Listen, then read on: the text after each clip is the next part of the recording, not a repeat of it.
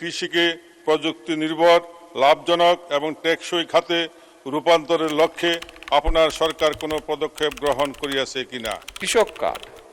কৃষক কার্ড বিতরণ কার্যক্রম শুরু করতে যাচ্ছে ইনশাল্লাহ সরকার। আগামী 5 বছর সারা দেশে ইনশাল্লাহ সরকার 2,75,00,000 কৃষককে ডিজিটাল প্ল্যাটফর্মের ভিতরে নিয়ে আসবে, যেটি কিনা কৃষক কার্ড। কোন সময় কোন ফসল ভালো হবে, কি পরিমাণ সার লাগবে, আবহাওয়ার পূর্বাভাস ইত্যাদি সংক্রান্ত পরামর্শ প্রদান করা হচ্ছে এবং এটিকে আরও অর্গানাইজ করা হবে কৃষক কার্ডের মাধ্যমে। সারা দেশে প্রাইমারি স্কুল শিক্ষার্থীদের স্কুল ড্রেস প্রদানের যে পরিকল্পনা রয়েছে তাতে হবিগঞ্জ 4 নির্বাচনী এলাকার চুনারুঘাট ও মাধবপুর উপজেলা অন্তর্ভুক্ত করা হইবে কিনা, হইলে তাহা কবে নাগাদ? আমরা ক্লাস 1 থেকে ক্লাস 5 পর্যন্ত প্রাইমারি স্কুলের বাচ্চাদেরকে স্কুল ড্রেস প্রদানের পরিকল্পনা গ্রহণ করেছি। একই সাথে আমরা তাদেরকে স্কুল ব্যাগও দিব।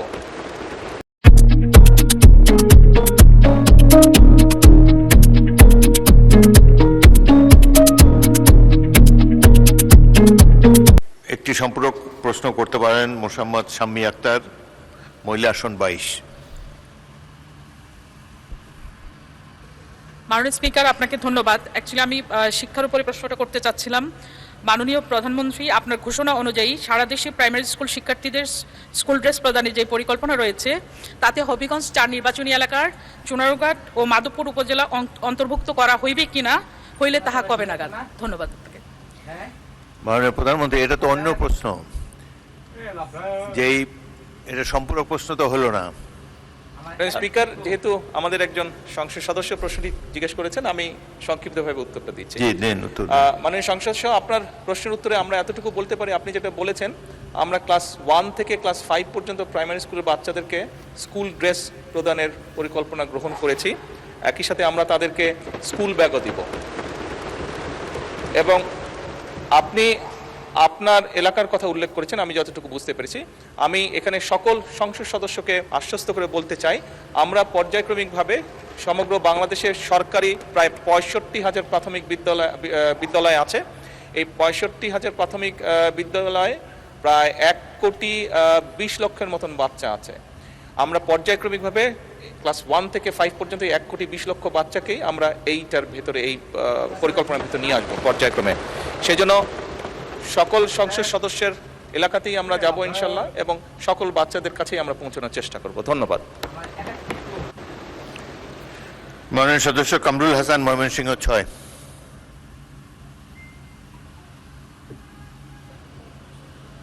সালাম আলাইকুম। মাননীয় স্পিকার, আপনাকে ধন্যবাদ আমাকে সুযোগ দেওয়ার জন্য। আমি আমার নির্বাচনী এলাকা ময়মনসিংহ 6 ফুলবাড়িয়ায় প্রচুর পরিমাণে লেবু, আনারস এবং কাঁঠাল উৎপাদন হয় এবং বিশাল একটা বাজার সেখানে। তো আমি মাননীয় প্রধানমন্ত্রীর নিকট আমার জিজ্ঞাসা হচ্ছে, এটা জাতীয় অর্থনীতিতে গুরুত্বপূর্ণ ভূমিকা পালন করতে পারে যদি সেখানে একটি কৃষিভিত্তিক শিল্পাঞ্চল গড়ে তোলা যায়। আমি মাননীয় স্পিকার, আপনার মাধ্যমে মাননীয় প্রধানমন্ত্রীর কাছে জানতে চাচ্ছি যে ফুলবাড়িয়ায় এরকম একটি কৃষিভিত্তিক শিল্পাঞ্চল প্রতিষ্ঠা করা হবে কিনা। ধন্যবাদ মাননীয় স্পিকার। মাননীয় প্রধানমন্ত্রী। ধন্যবাদ মাননীয় স্পিকার। মাননীয় সংসদে আপনাকে ধন্যবাদ আপনার এই প্রশ্নটির জন্য। আপনার ওখানে আপনি যে বলেছেন আনারস, আপনার নিশ্চয়ই খেয়াল আছে বেশ বছর আগে একটি আনারসের ইন্ডাস্ট্রি করা হয়েছিল ওখানে, জানেন বোধহয় আপনি, বাট বিভিন্ন কারণে সেটি সাপোর্ট না পাওয়ার কারণে বন্ধ হয়ে গিয়েছে। আমরা উদ্যোগ গ্রহণ করছি বিভিন্ন মিল কারখানা যেগুলো বন্ধ আছে সেগুলোকে চালু করার জন্য, এবং কৃষিখাতে যে মিল ফ্যাক্টরি আছে সেগুলোকে আমরা চেষ্টা করছি আবার চালু করার জন্য। এটি গেল একটি। দ্বিতীয়টি হচ্ছে আলাদাভাবে আপনার ওখানে হয়তো ইন্ডাস্ট্রিয়াল জোন করার পরিকল্পনাই নেই আমাদের, কিন্তু যেটা বন্ধ হয়ে গেছে সেটাকে কিভাবে চালানো যায় সেটার আমরা চেষ্টা করছি। আপনি নিশ্চয়ই খেয়াল করেছেন এই কিছুদিন আগে আমি যে চীন সফরে গিয়েছিলাম, সেই চীন সফরে আমরা একটি তাদের সাথে চুক্তি স্বাক্ষর করেছি। আমাদের দেশে যে কাঁঠাল, এটি অত্যন্ত পপুলার।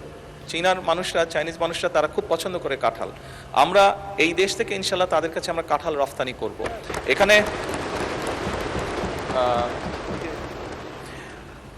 এখানে আরেকটি কথা মাননীয় স্পিকার আমি প্রসঙ্গক্রমে বলি। এখানে চীনের যাবার আগে আমি মালয়েশিয়াতে গিয়েছিলাম এবং মালয়েশিয়ান প্রধানমন্ত্রী জনাব আনোয়ার ইব্রাহিম কথা প্রসঙ্গে আমাকে জানিয়েছেন ওনাদের ওখানে একটি ফল হয় দুরিয়ান, দেখতে অনেকটা কাঁঠালের মতন, কাঁঠালের কাজেন। কথা প্রসঙ্গে উনি আমাকে জানিয়েছেন যে মালয়েশিয়া প্রতি বছর চায়নাতে $1 বিলিয়ন দুরিয়ান এক্সপোর্ট করে। তো তারা যদি পারে নিশ্চয়ই ইনশাল্লাহ কাঁঠালও আমরা পারবো এক্সপোর্ট করতে, এবং কাঁঠাল এক্সপোর্টের মাধ্যমে আমরা নিশ্চয়ই ইনশাল্লাহ বড় একটি বৈদেশিক মুদ্রা অর্জন করতে সক্ষম হব। ধন্যবাদ মাননীয় স্পিকার। তারকা চিহ্নিত প্রশ্ন 21, প্রশ্নটি করেছিলেন SK আজিজুল বারী, খুলনা 4, তিনি অনুপস্থিত। তার পরিবর্তে প্রশ্নটি উত্থাপন করবেন ABM মোশাররফ হোসেন, পটুয়াখালী। ধন্যবাদ মাননীয় স্পিকার। আমি ABM মোশাররফ হোসেন, পটুয়াখালী 4 সংসদ সদস্য, খুলনা 4 থেকে নির্বাচিত সংসদ সদস্য SK আজিজুল বারীর পক্ষে মাননীয় প্রধানমন্ত্রীর কাছে আমি প্রশ্নটি উত্থাপন করছি। মাননীয় প্রধানমন্ত্রী অনুগ্রহ করিয়া বলিবেন কি, ক, বিগত আওয়ামী লীগ সরকারের আমলে দেশের শেয়ার মার্কেটের ধারাবাহিক পতনের প্রধান কারণগুলি কি কি ছিল? শেয়ার মার্কেটের ধারাবাহিক পতন ঘটাইয়া হাজার হাজার বিনিয়োগকারীদের নিঃস্ব করিবার জন্য যাহারা দায়ী তাহাদের চিহ্নিত করা সহ তাদের বিরুদ্ধে আইনানুগ ব্যবস্থা গ্রহণের পরিকল্পনা সরকারের আছে কি না? এবং খ, শেয়ার মার্কেটের স্থিতিশীলতা ফিরাইয়া আনা সহ বিনিয়োগকারীদের আস্থা পুনরুদ্ধারের জন্য সরকার কি কোনো কার্যকরী পদক্ষেপ গ্রহণ করবেন? করিলে তাহা কি? ধন্যবাদ মাননীয় স্পিকার। মাননীয় প্রধানমন্ত্রী। ধন্যবাদ মাননীয় সংসদ সদস্য আপনাকে আপনার প্রশ্নের জন্য। বিগত স্বৈরাচার ফ্যাসিবাদ সরকারের আমলে দেশের শেয়ার বাজারের ধারাবাহিক পতনের কারণ উদ্ঘাটনের লক্ষ্যে বিভিন্ন সময় বিভিন্ন বিশেষজ্ঞ, বিনিয়োগকারী সংগঠন এবং বিভিন্ন তদন্তকারী সংস্থার কার্যক্রম পরিচালনা করেছে। পরিচালিত কার্যক্রমে শেয়ার বাজারের ধারাবাহিক পতনের পিছনে কতগুলো কারণ আমরা পেয়েছি, কারণ সক্রিয় ছিল। কারণগুলি নিম্নরূপ, যেমন বাজার কারসাজি এবং কৃত্রিমভাবে শেয়ারের দাম বাড়ানো কমানো। এরপরে কিছু কোম্পানির IPO ও বন্ড ইস্যুতে বিভিন্ন রকম অনিয়ম। এরপর নিয়ন্ত্রক সংস্থার দীর্ঘমেয়াদী দুর্বল তদারকি এবং সময় মতন ব্যবস্থা গ্রহণ না করা।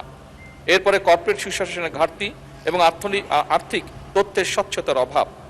এরপর প্রাতিষ্ঠানিক বিনিয়োগকারীদের সীমিত অংশগ্রহণ এবং বাজার আস্থার সংকট।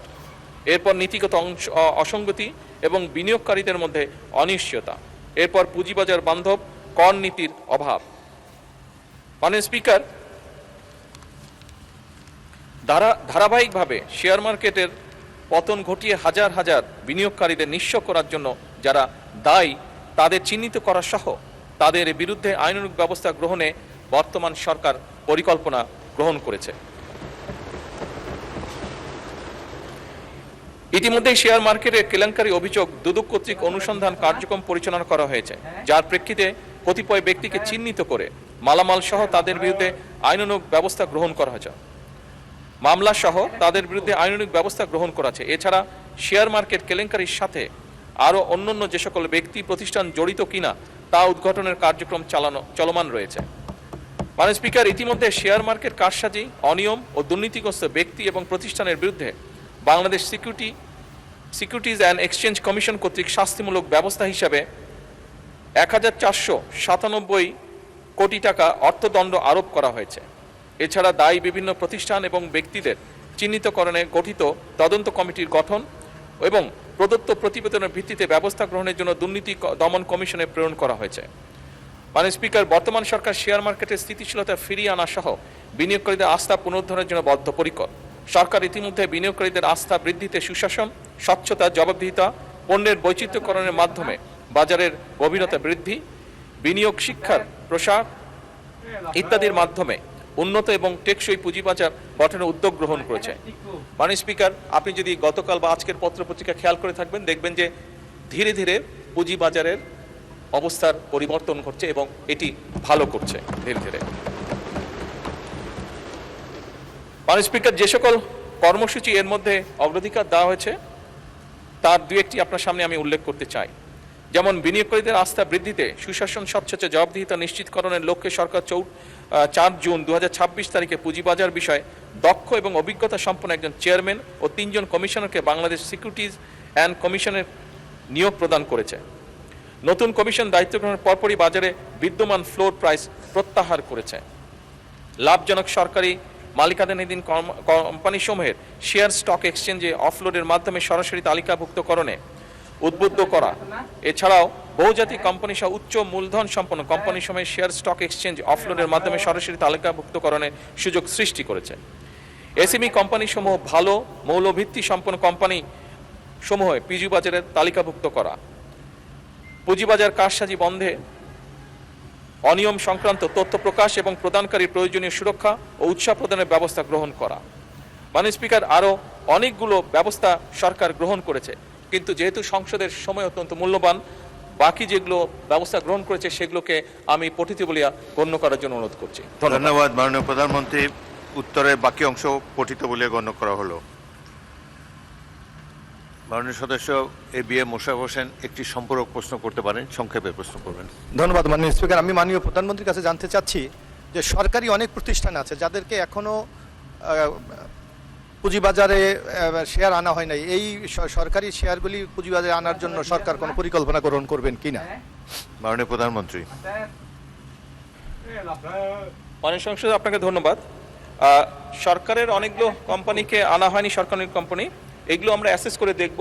যদি মনে হয় যে যাদেরকে আমরা দায়িত্ব দেব, যদি তাদের সুপারিশ থাকে যে এইগুলোকে পুঁজিবাজারে এনলিস্ট করলে আমরা ভালো ফলাফল পাবো, অবশ্যই আমরা সেই পদক্ষেপ গ্রহণ করব। মাননীয় স্পিকার, ধন্যবাদ। মাননীয় স্পিকার, আপনাকে ধন্যবাদ। মাননীয় স্পিকার, মাননীয় প্রধানমন্ত্রী কর্তৃক উত্তর দানের জন্য আমার তারকা চিহ্নিত প্রশ্ন নম্বর 20 মহান জাতীয় সংসদে উত্থাপন করছি।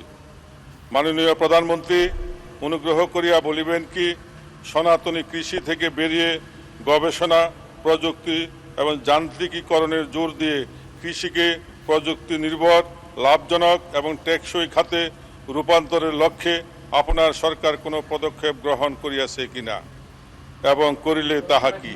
মাননীয় স্পিকার, আপনাকে ধন্যবাদ। মাননীয় প্রধানমন্ত্রী। বিসমিল্লাহির রহমানির রহিম। মাননীয় স্পিকার, আপনাকে ধন্যবাদ এবং আপনার মাধ্যমে আমি মাননীয় সংসদ সদস্য জনাব আবুল কালামকে ধন্যবাদ জানাচ্ছি তার প্রশ্নের জন্য।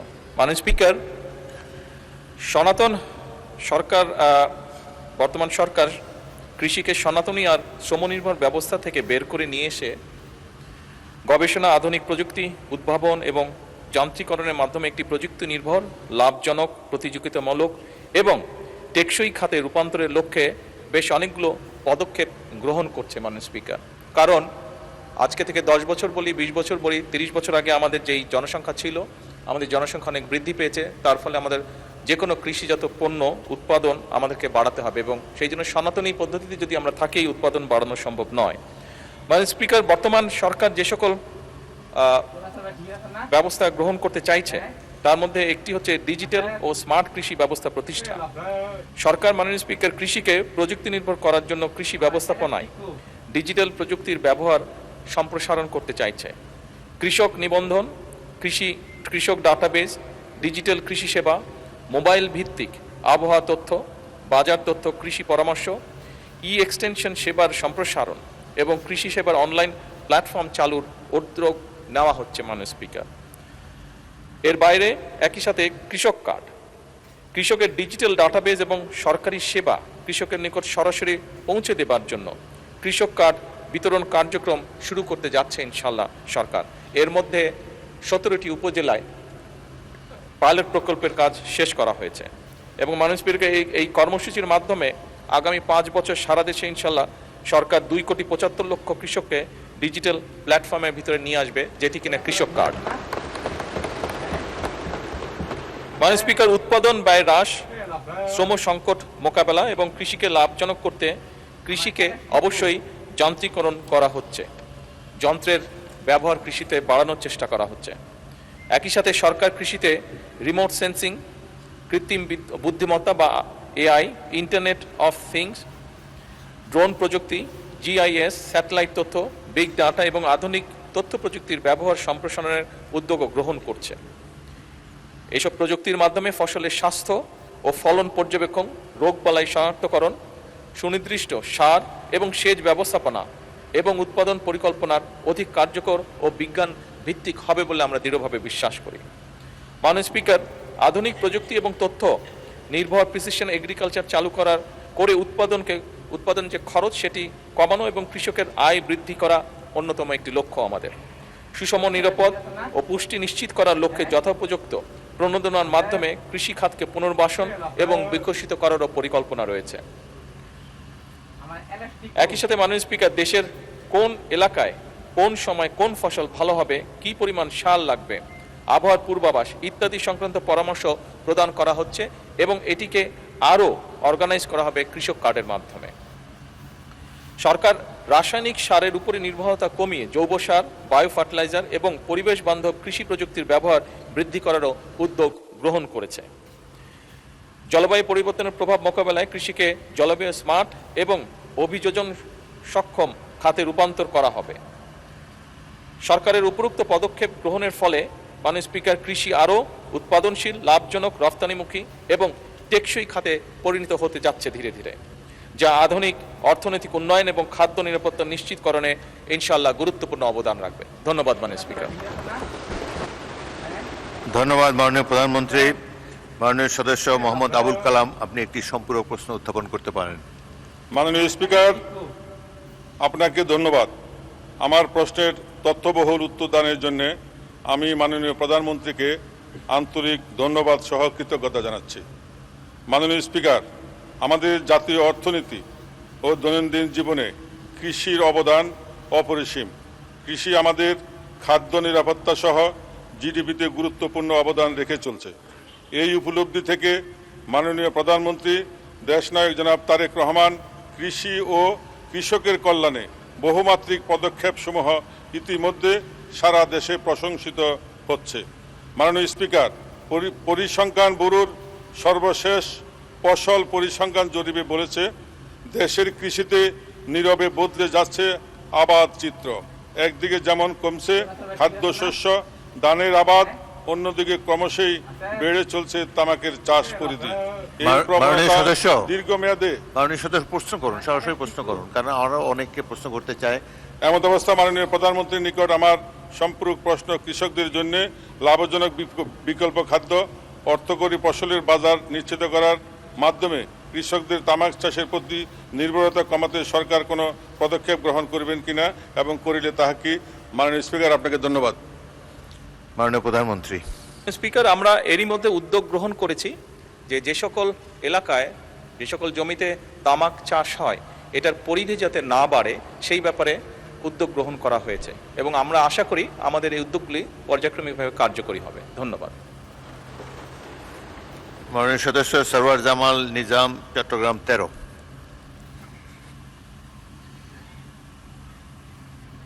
আপনাকে অশেষ ধন্যবাদ।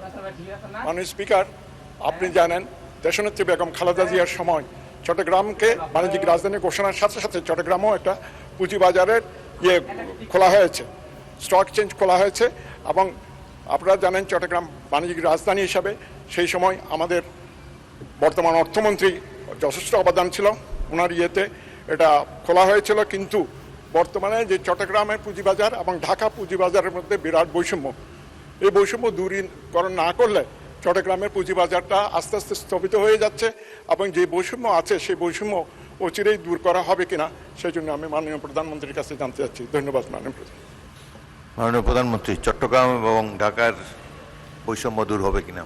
ধন্যবাদ মাননীয় স্পিকার, এবং আপনার মাধ্যমে আমি মাননীয় সংসদ সদস্যকেও ধন্যবাদ জানাচ্ছি তার প্রশ্নের জন্য। উনি যেই শব্দটি উল্লেখ করেছেন ওনার প্রশ্নে, বৈষম্য, মাননীয় স্পিকার, এই সরকারের অন্যতম একটি মূল লক্ষ্যই হচ্ছে সমাজের বা দেশের বিভিন্ন জায়গায় বিভিন্ন ক্ষেত্রে যেখানে যেখানে বৈষম্য আছে, যার জন্য মানুষ বিভিন্নভাবে ডিপ্রাইভ হচ্ছে, সেই বৈষম্যকে দূর করা এবং পুঁজিবাজারের ক্ষেত্রেও এই বিষয়টি প্রযোজ্য। মাননীয় স্পিকার, আমি একটু আগে মূল প্রশ্নের উত্তরে আমি বলেছিলাম যে আমরা কয়েকজন বিশেষজ্ঞ ব্যক্তিকে দায়িত্ব দিয়েছি, নিযুক্ত করা হয়েছে তাদেরকে সিকিউরিটি এক্সচেঞ্জে, এবং অবশ্যই আমরা আশা করি যে তারা আমাদেরকে সঠিক পরামর্শ দিবেন, যার ভিত্তিতে শুধু ঢাকা নয় চিটাগং স্টক এক্সচেঞ্জকেও আমরা ইনশাল্লাহ শক্তিশালী স্টক এক্সচেঞ্জে রূপান্তর করতে পারবো। ধন্যবাদ। মাননীয় সদস্য আব্দুল হান্নান মাসুদ, নোয়াখালী 6। মাননীয় স্পিকার, আপনাকে ধন্যবাদ। মাননীয় স্পিকার, আপনার মাধ্যমে মাননীয় প্রধানমন্ত্রীর কাছে প্রশ্ন রাখতে চাই। বাংলাদেশের কয়েক ডজন বিমা কোম্পানি যারা বিভিন্ন প্রতারণামূলক অফার দিয়ে মানুষের বিমার টাকা আত্মসাৎ করেছে এবং আওয়ামী লীগ সময়ে লক্ষ লক্ষ কোটি টাকা বিমা কোম্পানিগুলা থেকে তারা লুটপাট করে নিয়েছে। এই বিমা কোম্পানিগুলোর ব্যাপারে এবং মানুষ যারা এখানে অর্থ জমা রেখেছে সেগুলা পুনরুদ্ধারে সরকার কোনো উদ্যোগ নেবে কিনা? আমার উপজেলা সহ সারা বাংলাদেশে এরকম লক্ষ লক্ষ ক্ষতিগ্রস্ত মানুষ রয়েছেন যাদের টাকা বিমা কোম্পানিগুলো আত্মসাৎ করেছে। ধন্যবাদ মাননীয় স্পিকার। মাননীয় প্রধানমন্ত্রী। মাননীয় স্পিকার, ধন্যবাদ আপনাকে, এবং আপনার মাধ্যমে আমি সংসদ সদস্যকে ধন্যবাদ জানাচ্ছি তার প্রশ্নের জন্য।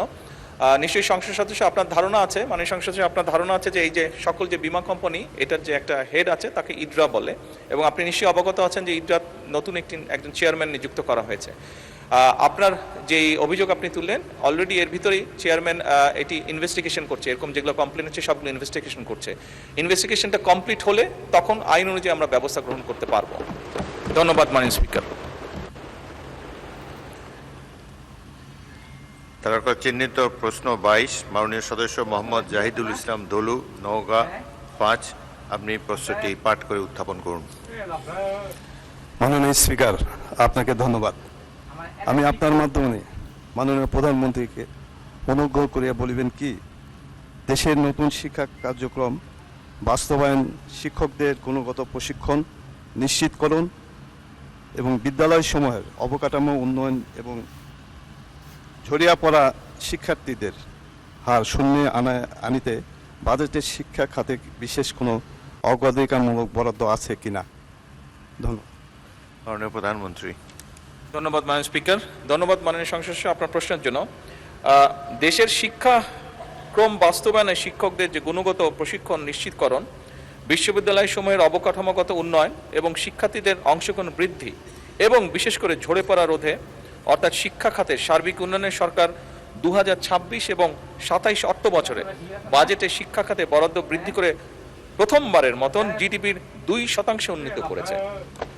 মাননীয় স্পিকার, 2026-27 অর্থ বছরে সেকেন্ডারি এডুকেশন ডেভেলপমেন্ট প্রোগ্রামে শিক্ষা মন্ত্রণালয়ে মোট 4199 কোটি টাকা, মাধ্যমিক ও উচ্চশিক্ষা বিভাগে 3599 কোটি টাকা এবং কারিগরি ও মাদ্রাসা শিক্ষা বিভাগে 600 কোটি টাকা বরাদ্দ রেখেছে। এডিপির আওতায় মোট 10টি স্কিম চলমান রয়েছে। এই 10টি স্কিমের মধ্যে একটি স্কিম ন্যাশনাল কারিকুলাম ডিমেনশন এবং ডিসেমিনেশন এবং শিক্ষাবৃন্দের প্রশিক্ষণের জন্য রাখা হয়েছে মাননীয় স্পিকার।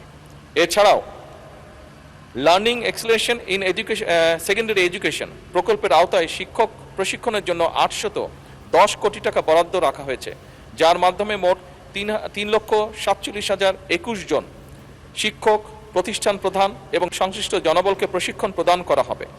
প্রশিক্ষণ কার্যক্রমের মধ্যে রয়েছে বেসিক ট্রেনিং, বিষয়ভিত্তিক প্রফেশনাল ডেভেলপমেন্ট ট্রেনিং, শিক্ষা প্রতিষ্ঠান প্রধানদের লিডারশিপ ট্রেনিং, ভোকেশনাল শিক্ষকদের প্রশিক্ষণ, ব্লেন্ডেড লার্নিং, আইসিটি, লাইব্রেরি ব্যবস্থাপনা, শিক্ষার্থীদের মানসিক স্বাস্থ্য এবং বুলিং প্রতিরোধ ও জলবায়ু পরিবর্তন বিষয়ে প্রশিক্ষণ।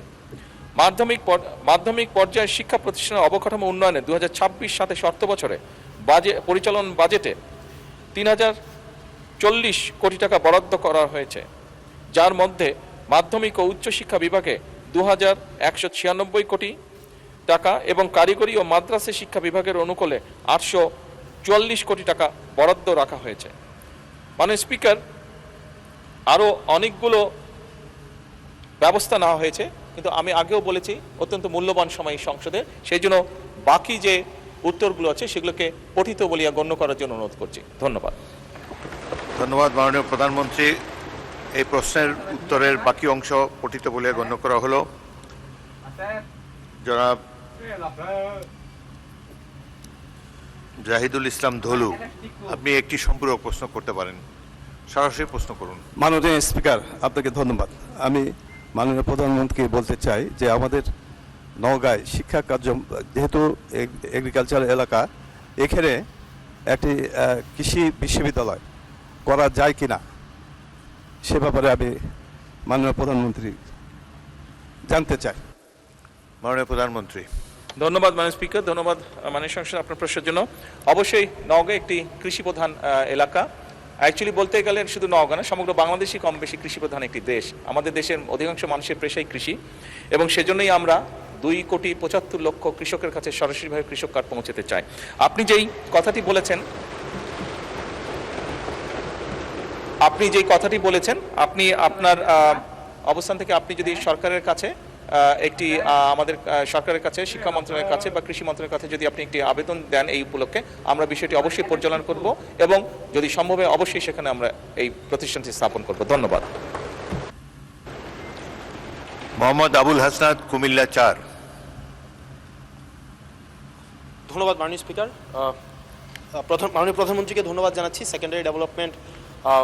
সেকেন্ডারি এডুকেশন ডেভেলপমেন্ট প্রোগ্রাম হাতে নেওয়ার জন্য, একই সাথে সাথে learning acceleration programme in secondary education হাতে নেওয়ার জন্য।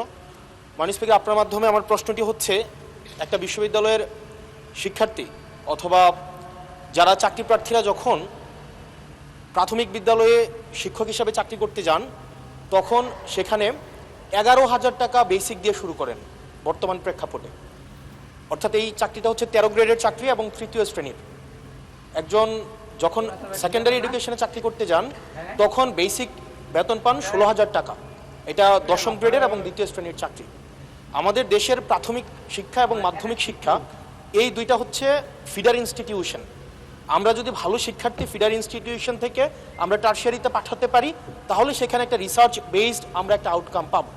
মাননীয় প্রধানমন্ত্রীর কাছে আমার প্রশ্ন, বর্তমান বাস্তবতায় 11,000 টাকা বেসিক এবং 16,000 টাকা বেসিক দিয়ে এই আসলে শিক্ষক হতে আগ্রহ নিয়ে এসে এখানে আসলে দিন শেষে সার্ভাইভ করা খুব কঠিন হয়ে যায়।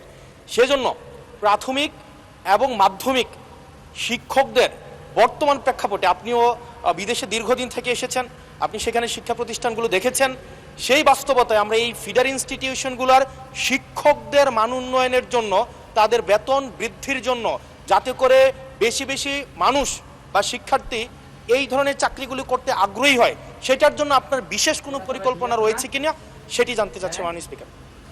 মাননীয় প্রধানমন্ত্রী।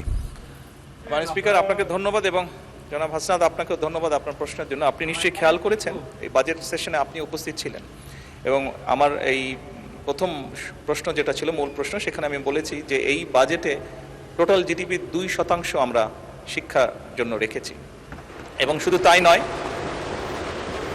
আমাদের যেটি পরিকল্পনা আছে, আমরা পরিকল্পনার মতন যদি আগাতে পারি, ইনশাল্লাহ আমরা শিক্ষা খাতে বাজেট 5 বছর শেষে 5%-এ নিয়ে যেতে চাই। এবং অবশ্যই এগুলো আমরা যখন দেখেছি, স্বৈরাচারের সময় শুধু বিল্ডিং হয়েছে, কিন্তু হিউম্যান রিসোর্সের কোনো উন্নতি হয় নাই। আমি আপনার সাথে সম্পূর্ণ একমত যে আমরা যদি আমাদের প্রাইমারি এবং সেকেন্ডারি এই শিক্ষকদেরকে যদি আমরা সঠিকভাবে ট্রেনিং দিতে না পারি, কিন্তু শুধু ট্রেনিং না, ট্রেনিংয়ের সাথে তাদেরকে তাদের সম্মানীয় যদি বৃদ্ধি করতে না পারি, তাহলে অবশ্যই আমরা প্রত্যাশা করি না যে তারা ভালো কিছু ডেলিভার করতে পারবে। আমাদের তাদেরকে প্রশিক্ষণ দেওয়ার যেরকম কর্মসূচি রয়েছে, প্রশিক্ষণ দেওয়ার যেরকম পরিকল্পনা রয়েছে, বোথ সেকেন্ডারি অ্যান্ড প্রাইমারি, একই সাথে পর্যায়ক্রমিকভাবে আমরা যাতে তাদের সম্মানীয় বৃদ্ধি করতে পারি। আমরা অনেক সময় দেখি যে প্রাইমারি স্কুলের টিচাররা, এই সংসদের দাঁড়িয়েও আমি বলেছি যে অনেক সময় আমরা এখনও দেখি যে প্রাইমারি স্কুলের শিক্ষকরা তাড়াতাড়ি করে ক্লাস করিয়ে হয়তো আরেকটি সেকেন্ড একটি কোনো জবে অথবা কৃষিকার্যে যেটাই হয় একটি সেকেন্ড জবে তাকে যেতে হয়, তা না হলে তার জন্য সংসার চালানো কষ্টকর হয়ে যায়। সেকেন্ডারি স্কুলের ক্ষেত্রে আমরা অনেক শিক্ষকের ক্ষেত্রেই দেখেছি এরকম ঘটনা ঘটে। এই কাজটি যাতে তাদের না করতে হয় এবং তারা যাতে সঠিকভাবে তাদের সময় এবং তাদের মেধা শিক্ষার্থীদের পেছনে ব্যয় করতে পারেন, সেই জন্য তাদের সম্মানই বাড়ানো প্রয়োজন বলে আমরাও মনে করি। এবং পর্যায়ক্রমিকভাবে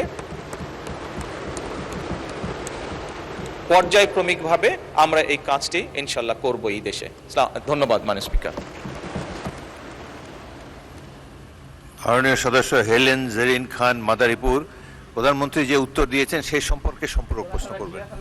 মাননীয় স্পিকার, আপনাকে ধন্যবাদ। মাননীয় প্রধানমন্ত্রীর কাছে আমার প্রশ্ন হলো, যখনই বিএনপি ক্ষমতায় আসে তখনই দেখা যায় নারীর উন্নয়ন, নারী শিক্ষা, নারী জাগরণে যুগান্তকারী ভূমিকা রাখে। এবারও আমরা দেখেছি মাননীয় প্রধানমন্ত্রী, বিশেষ করে দেশনেত্রী বেগম খালেদা জিয়া, ম্যাট্রিক এবং ইন্টারমিডিয়েট পর্যন্ত যে অবৈতনিক শিক্ষা ব্যবস্থা চালু রেখেছিলেন, সেটা আবার ডিগ্রি পর্যন্ত নিয়ে গিয়েছেন। সেই জন্য ব্যক্তিগতভাবে ধন্যবাদ দিচ্ছি। আমি যে প্রশ্নটি করতে চাই মাননীয় প্রধানমন্ত্রীকে, মাননীয় প্রধানমন্ত্রী, আমি 91 থেকে 96 পর্যন্ত এদেশের সর্ববৃহৎ মহিলা কলেজ ইডেন বিশ্ববিদ্যালয় কলেজের নির্বাচিত ভিপি ছিলাম, এবং সেই সময় আমি মাননীয় শিক্ষামন্ত্রী এবং মাননীয় প্রধানমন্ত্রী দেশনেত্রী বেগম খালেদা জিয়ার সাথে আমি কথাও বলেছিলাম, এবং সেই সময় অসংখ্য দেশনেত্রী বেগম খালেদা জিয়ার নেতৃত্বে ইডেন কলেজকে বিশ্ববিদ্যালয় করবার জন্য সকল প্রস্তুতি সম্পূর্ণ হয়েছিল। শুধুমাত্র রাজনৈতিক অস্থিরতার কারণে ওই সময় ডিক্লারেশনটা দেওয়া হয় নাই। এখন আমি বলতে চাই মাননীয় প্রধানমন্ত্রীর কাছে আমার বিনীত আবেদন যে এখন ইডেন কলেজে প্রায় 23,000 ছাত্রী লেখাপড়া করছে, ওই কলেজটিকে বিশ্ববিদ্যালয় করার কোনো পদক্ষেপ নেবেন কিনা এই ব্যাপারে মাননীয় স্পিকার আপনারও সমর্থন চাচ্ছি, কারণ আপনার সহধর্মিনী মহিষী নারী বিশিষ্ট শিক্ষাবিদ দিলারা হাফিজ আপা ওই কলেজের প্রিন্সিপাল ছিলেন, কাজে আপনি ওই ব্যাপারে অবগত আছেন। মাননীয় স্পিকার আপনাকে ধন্যবাদ।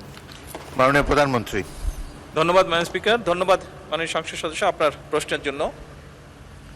আপনার প্রশ্নের একদম প্রিসাইজ উত্তরটি আমার কাছে নেই, এটা খুব সম্ভব আমাদের শিক্ষামন্ত্রী ওনার কাছে থাকবে। এই বিষয়ে কি পরিকল্পনা আছে? জি, কয়েকটা নিয়ে একটা হয়েছে, সেই জন্য একদম প্রিসাইজ উত্তরটা শিক্ষামন্ত্রী সঠিকভাবে দিতে পারবেন বলে আমি মনে করি। তবে ওভারঅল আপনাকে আমি যেটা বলতে পারি, অবশ্যই সকল সময় বিএনপি সরকারের অনেকগুলো পরিকল্পনার অন্যতম একটি মূল পরিকল্পনা ছিল নারীর শিক্ষাকে প্রায়োরিটি দেওয়া। এবং আপনি নিশ্চয়ই জানেন বিএনপি বর্তমান সরকার নারী শিক্ষার পাশাপাশি নারীদের এম্পাওয়ারমেন্ট অর্থাৎ অর্থনৈতিকভাবেও যাতে তারা শক্তিশালী হতে পারে, এম্পাওয়ার্ড হতে পারে, সেই জন্য ফ্যামিলি কার্ড চালু করেছে। এবং আমরা একই সাথে আরেকটি পরিকল্পনা যেটা গ্রহণ করেছি, যেটি বিএনপি সরকার দেশনেত্রী খালেদা জিয়া সরকার করেছিলেন, মেয়েদের শিক্ষা ব্যবস্থা ইন্টারমিডিয়েট পর্যন্ত ফ্রি করেছিলেন। আমরা এবার অনার্স পর্যন্ত মেয়েদের শিক্ষা ব্যবস্থা ফ্রি করতে চাই, ডিগ্রি বা অনার্স পর্যন্ত। আজকে আমাদের সাথে গ্যালারিতে অনেক নারী শিক্ষার্থী উপস্থিত আছে, তারাও সরাসরি এই সংসদ অধিবেশনটি দেখছে। এবং শুধু তাই নয়, আমরা অনার্স পর্যন্ত যে নারীদের শিক্ষা ব্যবস্থা ফ্রি করব, তাদের মধ্যে যারা ভালো রেজাল্ট করবে তাদেরকে আমরা স্কলারশিপ দিতে চাই, এটাও আমরা করতে চাই। ধন্যবাদ মাননীয় স্পিকার। মাননীয় সদস্যবৃন্দ, মাননীয় প্রধানমন্ত্রীর জন্য নির্ধারিত প্রশ্ন জিজ্ঞাসা ও উত্তর পর্ব এখানেই শেষ হলো।